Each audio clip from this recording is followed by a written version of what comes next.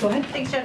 On the long-range missile test today, Putin says that this is meant to provide food for thought for those who threaten Russia. Can you talk us through how the administration is interpreting this and whether you're viewing this as a warning or a threat in any way? We are not. They notified under the START treaty, and so from our perspective, they provided advance notice of this launch under its new START treaty obligations that it planned to test this missile. The Defense Department said today that we did not deem the test a threat to the United States or its allies, and the timing and the scope of Russia's missile test do not influence our approach to countering Russia's further invasion of Ukraine. So it was noticed through the proper process, and the Department of Defense has spoken to this as well. And on an expected announcement of another round of assistance to Ukraine, could you walk us through any specifics, if you have any, on that, when that's happening?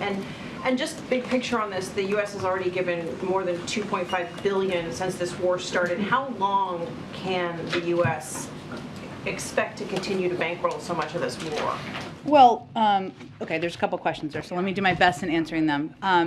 First, we are working, of course, around the clock, as you know, to provide security assistance to Ukraine. And just to give you an example of how that assistance has flowed just in the last few days, and I think I gave an update the other day, but 5 flights with military assistance have arrived in the region over the last few days. More than half a dozen flights from the United States are scheduled to land in the region shortly with additional equipment. And as we look at providing this assistance, which I know I'll go back to the first part of your question, of course, but what we've tried to do, we made a strategic decision given we've seen Russia reposition their troops and their military to the eastern part of Ukraine to fight a different kind of war on the ground, which will be more,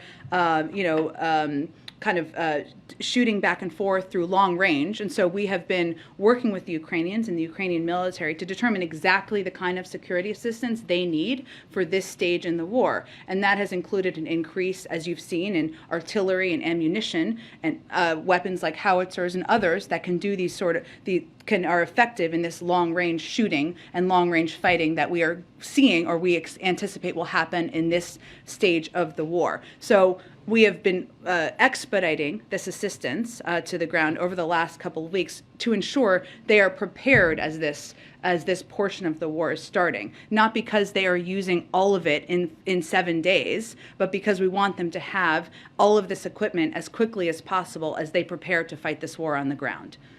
In terms of assistance and what we're preparing, or the reports that I know have been out there, I will say I expect we'll have more soon on this, but I have nothing to preview at this point in time. I would note that out of the $3.5 billion in drawdown authority Congress granted for this fiscal year, we have used over $2.4 billion so far to provide Ukraine the military equipment and capabilities they need to defend themselves. So obviously there's more of that approved drawdown assistance that we can provide, and we've been working to expedite and ensure, as I noted, it's meeting exactly the needs they have at this point in the war. Go ahead.